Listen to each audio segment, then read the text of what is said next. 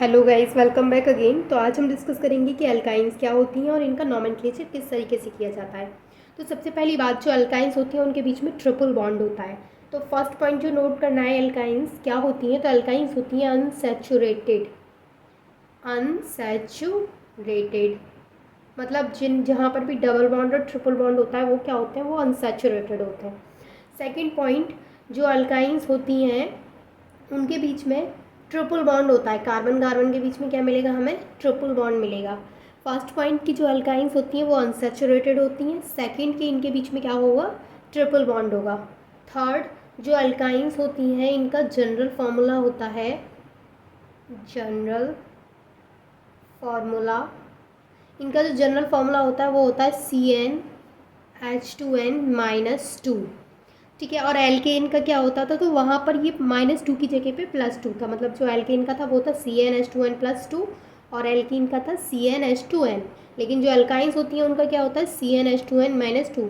अब देखिए यहाँ पर जो n की वैल्यू है वो एटलीस्ट 2 होनी चाहिए, क्योंकि ट्रिपल बॉन्ड बनने के लिए कम से कम 2 कार्बन की ज़रूरत पड़ेगी। तो यहाँ पर जो n की वैल्यू है वो कम से कम कितनी होनी चाहिए, 2। तो अगर हमने यहाँ पर n की वैल्यू कितनी मान ली, 2 मान ली, तो हमारा फॉर्मूला क्या बनेगा, तो इसमें रख के देखते हैं। तो कार्बन कितना हो जाएगा, कार्बन n की जगह पे आ जाएगा 2, फिर हाइड्रोजन 2 इंटू एन, तो यहाँ पे क्या हो जाएगा 2 इंटू 2 मतलब 4 - 2। तो जो हमारा फॉर्मूला हो गया वो हो गया C2H2। ठीक है। अगर हम n की वैल्यू 3 मान के चलते हैं, यहाँ पर n की वैल्यू 3 रखते हैं, तो कार्बन कितना हो जाएगा, कार्बन 3, फिर हाइड्रोजन 3 इंटू 2, तो कितना हो जाएगा 6 और माइनस हो जाएगा 2।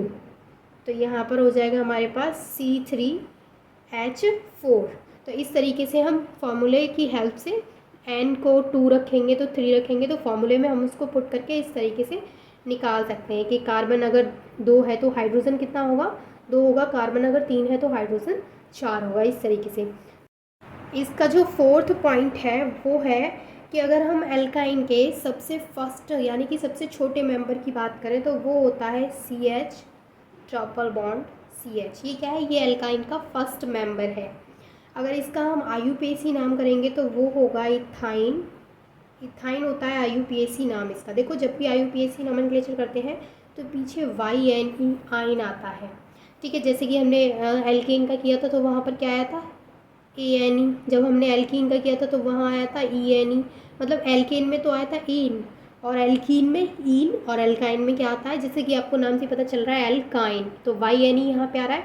तो वैसे ही जब हम इसका क्या करते हैं, IUPAC नोमेनक्लेचर करते हैं तो वहाँ पर क्या आता है, YNE आता है। ठीक है। ये हो गया हमारा। तो ये क्या है, ये एल्काइन का फर्स्ट मेंबर है, जो कि सबसे छोटा एल्काइन है। ये CH, triple bond CH first member बोला जाता है इसको। तो इसका IUPAC नोमेनक्लेचर करेंगे तो इसको बोलते हैं हम इथाइन। और अगर इसका कॉमन नेम देखेंगे तो इसका कॉमन नेम जो है वो बोलते हैं हम एसिटाइलिन।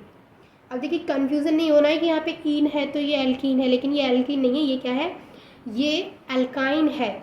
लेकिन ये कॉमन नेम है, इसलिए जो CH, ट्रिपल बॉन्ड CH यानी एल्काइन का जो फर्स्ट मेंबर है उसका कॉमन नेम क्या है, एसिटाइलिन।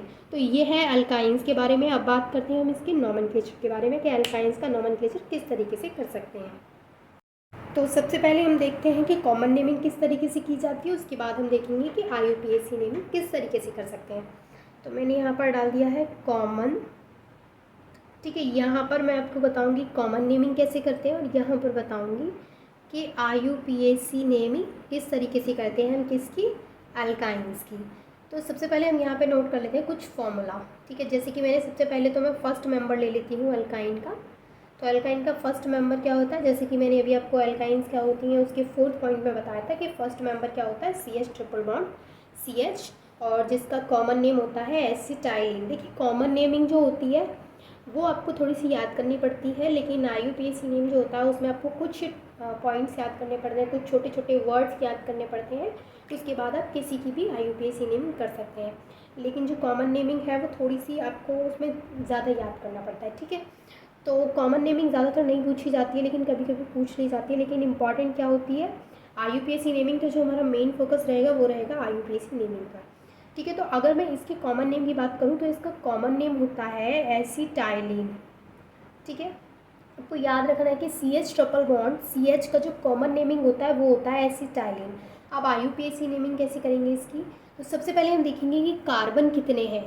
कार्बन जितने होते हैं उसी हिसाब से रूट वर्ड लग जाता है। रूट वर्ड क्या होता है? Math, hath, prop, beaut, pant, hags, hapt, ये सभी क्या है? ये सभी हैं रूट वर्ड्स। ठीक है, तो जैसे हमारे पास है ये दो कार्बन का रूट वर्ड होता है एथ। ठीक है, जो कार्बन होते हैं उनका रूट वर्ड होता है एथ। और जैसे कि मैंने आपको अभी बताया था कि जब हम एल्काइन का IUPAC नेमिंग करते हैं तो वहाँ पर हम यूज़ करते हैं आइन। ठीक है, वहाँ पर हम यूज़ करते हैं आइन। तो जैसे कि यहाँ पर दो कार्बन हमने देख लिए हैं एथ, दो कार्बन के लिए रूट वर्ड हमने लिख लिया है एथ, तो उसके बाद हम लिखेंगे यहाँ पर आइन, एथाइन। तो इसका क्या हो गया? ये एथाइन हो गया। देखिए सबसे पहले मैं क्या करती हूँ कि यहाँ पे फॉर्मूले नोट कर देती हूँ, उसके बाद आपको सारे कॉमन नेमिंग करा के फिर IUPAC बताती हूँ। ठीक है, तो मैंने यहाँ पर दूसरा फार्मूला ये लिख दिया है CH3, C triple bond CH। आगे मैं यहाँ पर लिखती हूँ CH3, CH2, C triple bond CH। उसके बाद मैं यहाँ पर लिखती हूँ CH3, CH2, C triple bond C, CH3। तो देखिए यहाँ पर मैंने कुछ फॉर्मूला नोट कर लिए हैं। अब हम देखते हैं इनका कॉमन नेमिंग कैसे होगा और इनका IUPAC नेमिंग किस तरीके से होगा। तो सबसे पहले कि जो हमने कॉमन नेमिंग किया था फर्स्ट मेंबर का एल्काइन के, उसका किया था एसिटाइलिन। तो हमें देखना है इसमें कि फर्स्ट मेंबर जैसा कौन कौन दिख रहा है। तो देखिए जो फर्स्ट मेंबर है, इतना पार्ट जिसको हम एसिटाइलिन बोल रहे हैं, वो इतना पार्ट इसमें भी दिख रहा है, तो इसको भी क्या बोलेंगे? हम एसिटाइलिन बोलेंगे। इसको भी हम बोलेंगे एसिटाइलिन। ठीक है, ये भी हमारा एसिटाइलिन हो गया। अब इसके आगे ये क्या लगा है? CH3 मिथाइल, तो हम यहाँ पे इसको बोलेंगे मिथाइल एसिटाइलिन। ठीक है, तो इसका कॉमन नेमिंग क्या हो गया? Methyl acetylene. अब देखिए ये जो थर्ड वाला है, इसमें इतना जो पार्ट है वो क्या है? वो एसिटाइलिन है। तो इसको हम क्या लिख देंगे यहाँ पर? सबसे पहले एसिटाइलिन। ठीक है, सबसे पहले इतने पार्ट को हमने लिख दिया एसिटाइलिन। उसके बाद ये क्या है? दो मिथाइल ग्रुप है यहाँ पर, तो इसको बोलेंगे हम डाई मिथाइल। ठीक है, तो इसका जो कॉमन नेमिंग है वो क्या हो गया? Di methyl acetylene. अब देखो इतने, इस वाले स्ट्रक्चर की, इस वाले फॉर्मूले की बात करूँ तो इतना पार्ट क्या है? एसिटाइलिन है, यानी कि ये वाला पार्ट किसके सिमिलर है? इसके, तो ये हो गया एसिटाइलिन। तो सबसे पहले मैं लिख दूँगी यहाँ पर एसिटाइलिन। उसके बाद देखिए ये क्या है? CH3, CH2 यानी कि C2H5। ये क्या होता है? ये होता है इथाइल C2H5। तो ये क्या हो गया? Ethyl acetylene. ये हो गया इथाइल एसिटाइलिन। अब देखिए ये वाला बात करें इसकी, तो यहाँ पर इतना वाला जो पार्ट है वो क्या है? वो एसिटाइलिन है। सबसे पहले मैं उसका यहाँ पे लिख दूँगी एसिटाइलिन, एसिटाइलिन। अब देखिए यहाँ पर CH3, CH2 यानी कि यहाँ पर इथाइल ग्रुप है और यहाँ पर मिथाइल ग्रुप है। अब इसको अल्फ़ाबेटिकली लिखेंगे, तो लिखेंगे इथाइल, क्योंकि इथाइल ही पहले आएगा, ethyl methyl, ethyl methyl acetylene. तो इसका नेमिंग क्या हो गया? Ethyl methyl acetylene. उसके बाद इसका क्या था? इसका हो गया यहाँ पर एसिटाइलिन, क्योंकि देखो यहाँ पर ये तो एसिटाइलिन है, उसके बाद ये क्या है? C2H5, तो ये हो गया इथाइल एसिटाइलिन। ये हो गया डाई मिथाइल एसिटाइलिन, क्योंकि यहाँ पर दो मिथाइल ग्रुप लगे हुए हैं। और ये वाला हो गया, क्योंकि यहाँ पर सिर्फ एक मिथाइल ग्रुप है, तो ये हो गया मिथाइल एसिटाइलिन, और ये हो गया एसिटाइलिन। तो इसका जो कॉमन नेमिंग है वो भी ईजी है। अब बात करते हैं हम इसके IUPAC नेमिंग की। तो देखिए IUPAC नेमिंग के लिए जो सबसे इम्पॉर्टेंट चीज़ है वो है कि लास्ट में क्या आएगा? YNE। सेकंड इम्पॉर्टेंट चीज़ ये है जो आपको याद रखनी है, वो ये है कि अगर ट्रिपल बॉन्ड फर्स्ट पोजीशन पर आ रहा है तो उस ट्रिपल बॉन्ड की जो पोजीशन है उसको मेंशन करना ज़रूरी नहीं है। लेकिन अगर ट्रिपल बॉन्ड फर्स्ट पोजीशन पर, जैसे यहाँ तो फर्स्ट पर आ रहा है, इधर फर्स्ट पर आ रहा है, लेकिन इधर की बात करूँ तो यहाँ पर फर्स्ट पोजीशन पर नहीं आ रहा है, इधर की बात करूँ तो यहाँ पर भी फर्स्ट पोजीशन पर नहीं आ रहा है, सेकंड पर आए, थर्ड पर आए, किसी भी पोजीशन पर आ रहा है फर्स्ट पोजीशन को छोड़ के, तो हमें उस ट्रिपल बॉन्ड की जो पोजीशन है उसको मेंशन करना पड़ेगा। ठीक है, तो सबसे पहले जैसे कि यहाँ पर तो फर्स्ट पोजीशन पर ही है, तो मैं आपको दोनों तरीके से बता देती हूँ कि पोजीशन को किस तरीके से मेंशन करना है। तो सबसे पहले कि यहाँ पर कार्बन कितने हैं, तो कार्बन है यहाँ पर 3, और 3 कार्बन का रूट वर्ड होता है प्रोप, तो यहाँ पर हो गया प्रोप। उसके बाद देखिए पोजीशन को मेंशन कैसे करते हैं, उसके बाद जो हम YNE यहाँ पर यूज़ करेंगे, उस YNE से पहले हम उसकी पोजीशन को यहाँ पर मेंशन करेंगे। तो अगर मैं इस YNE को यहाँ पर लिख देती हूँ, प्रोप मैंने यहाँ लिख दिया, YNE मैंने यहाँ लिख दिया। अब जो ट्रिपल बॉन्ड है इसकी पोजीशन कैसे बताएंगे, तो देखिए 1 2 3। अब ट्रिपल बॉन्ड की पोजीशन क्या है, 1। सबसे पहले तो हम नंबरिंग स्टार्ट ही उधर से करेंगे जहाँ से ट्रिपल बॉन्ड नज़दीक होगा। तो जो ट्रिपल बॉन्ड की जो पोजीशन है वो कहाँ है, 1 है।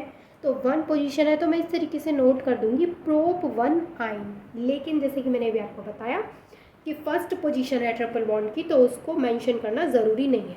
तो मैं इसको प्रोप 1 आइन न लिख करके सिर्फ प्रोपाइन भी लिख सकती हूँ, प्रोप आइन। ठीक है, सिर्फ प्रोपाइन भी लिख सकती हूँ क्योंकि फर्स्ट पोजीशन पर है ट्रिपल बॉन्ड, तो मेंशन करना ज़रूरी नहीं है। लेकिन अगर मैं बात करूँ इस वाले की, तो यहाँ पर मुझे मेंशन करना पड़ेगा क्योंकि यहाँ पर फर्स्ट पोजीशन पर नहीं है ट्रिपल बॉन्ड। ठीक है, तो देखिए सबसे पहले कि यहाँ पर कार्बन कितने हैं, तो कार्बन है 4, और 4 कार्बन का रूट वर्ड क्या होता है, ब्यूट। ठीक है, तो मैंने यहाँ पे लिख दिया है ब्यूट।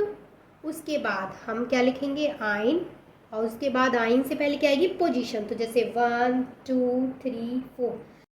अगर मैं इसकी नंबरिंग इस वाली साइड से करती हूँ तो भी जो कार्बन है वो सेकंड पोजीशन पर आएगा। अब आप सोच रहे होंगे कि कार्बन तो सेकंड पर भी है, थर्ड पर भी है, फिर सेकंड को ही क्यों लिखा गया है, क्योंकि लिखा उसे जाता है जो कम होता है, यानी कम नंबर। अब 2 और 3 की बात करें तो 2 छोटा नंबर है तो 2 लिखा जाएगा। तो यहाँ पे क्या आ जाएगा, ब्यूट। सबसे पहले रूट वर्ड हो गया ब्यूट, उसके बाद जो ट्रिपल बॉन्ड है उसकी पोजीशन 2, और उसके बाद आइन। आइन क्या शो करता है कि यहाँ पर ट्रिपल बॉन्ड है। ठीक है, अब अगर मैं इसकी बात करूँ तो यहाँ पर फर्स्ट पोजीशन पर ही है ट्रिपल बॉन्ड, फर्स्ट पोजीशन पर है, तो मुझे मेंशन करने की कोई ज़रूरत नहीं है कि कौन सी पोजीशन पर है वो। तो यहाँ पर कार्बन कितने हैं, 1 2 3 4 कार्बन है, तो जाहिर सी बात है क्या हो गया, ब्यूट। और उसके बाद मैं सिर्फ लिख देती हूँ सिंपली आइन, क्योंकि मुझे यहाँ पर मेंशन करने की ज़रूरत नहीं है कि जो मेरा जो ट्रिपल बॉन्ड है वो कौन सी पोजीशन पर है, क्योंकि मुझे पता है कि जो मेरा ट्रिपल बॉन्ड है वो फर्स्ट पोजीशन पर है। अब बात करते हैं इसके IUPAC नॉमेनक्लेचर की, कि इसका कैसे होगा। तो यहाँ पर देखिए जो कार्बन है हमारा वो सेकंड पोजीशन पर है। अगर मैं इधर से नंबरिंग करती हूँ 1 2 3 4 5, क्योंकि मैं नंबरिंग इसी साइड से करूँगी क्योंकि इस साइड से जो मेरा ट्रिपल बॉन्ड है वो नज़दीक है।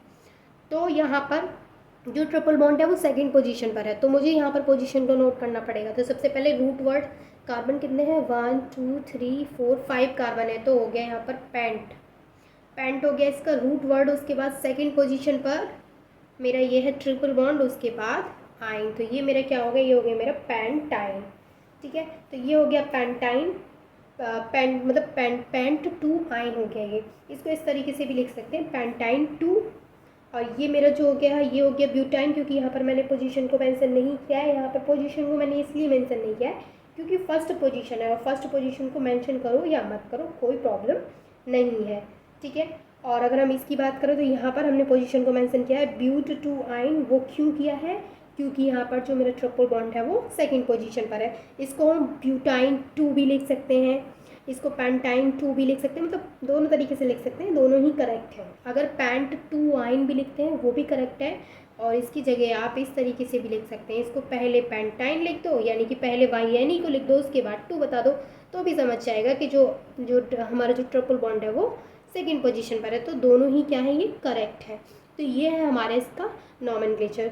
ये हमने देखा इसका कॉमन नेमिंग, और ये वाला जो हमने देखा इसका इतना वाला पार्ट, ये है हमारा IUPAC नॉमेनक्लेचर। तो आई होप कि आपको दोनों अच्छे से क्लियर हो गए होंगे। नोट्स के लिए आप ज्वाइन कर सकते हैं टेलीग्राम चैनल को। And thanks for watching this video.